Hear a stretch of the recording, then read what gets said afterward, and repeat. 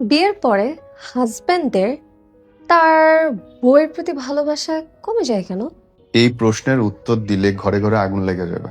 অনেকগুলো প্যারামিটার আছে। দেখো, অর্ধেক শুনো না, পুরোটা শুন, অল্প একটু বলবো।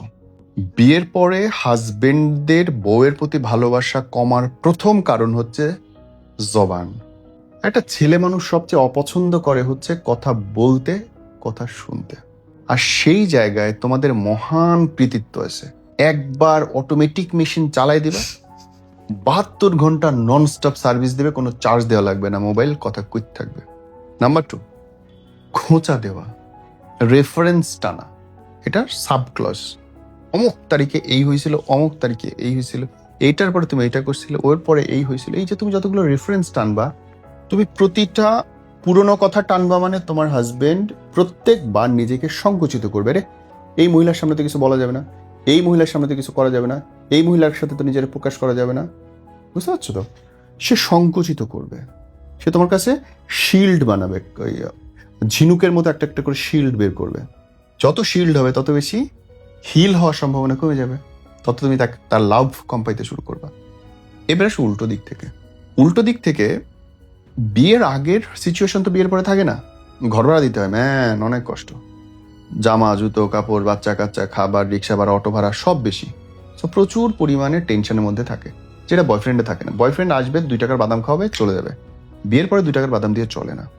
সো সে যখন বাইরে অনেক বেশি পরিশ্রম করছে, ঝগড়াঝাটি করে আসতেছে, মারামারি করে আসতেছে, ঘরে আইসা তার ক্যাননি ভাল লাগে না।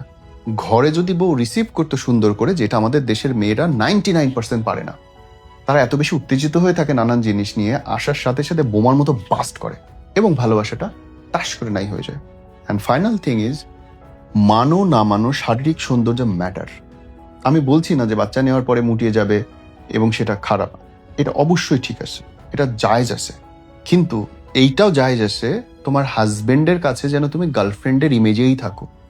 ওই রকম টান টান করা চুল, ওই রকম টান টান করা কাজল দেওয়া, সুন্দর গায়ে স্মেল থাকা, একটা ড্রেস আপ পরা, ভালো জামা পরা। এখন তুমি একটা সুন্দর জামা পরেছো, বিয়ের পরে দেখবা তুমি তেনা পরে ঘরের মধ্যে ঘুরে বেড়াইতেছো। বাংলাদেশের 100% মেয়ে, আমি বলতে পারি, একদম লিখে দিতে পারি, বিয়ের পরে ঘরের মধ্যে তেনাপুরি ঘুরে বেড়ে, কোটি কোটি টাকার জামা পরে রয়েছে, হাজার হাজার ড্রেস পরে রয়েছে। সাজবে না, সাজবে কেন? রাস্তার মানুষদের দেখানোর জন্য যখন ঘর থেকে বেড়াবে। আরে, তোমার জন্য সবচেয়ে আগে জরুরি তোমার হাজবেন্ড, তার মন খুশি রাখা। তা না, সে আইবে, দেখবে যে টপ টপ করে গাম পড়তেছে, পান চিবাইতেছে, আং করে, কাজের বল লাগে, ঝগড়া করতেছো, গায়ে পাঁড়ার মতো গন্ধ। কেন তোমাকে ভালোবাসবে? ভালোবাসা একটা প্রাপ্তিরে মা। ভালোবাসা আদায় করার জিনিস, চর্চা করার জিনিস। তুমি তাকে গিফট করো লাভ।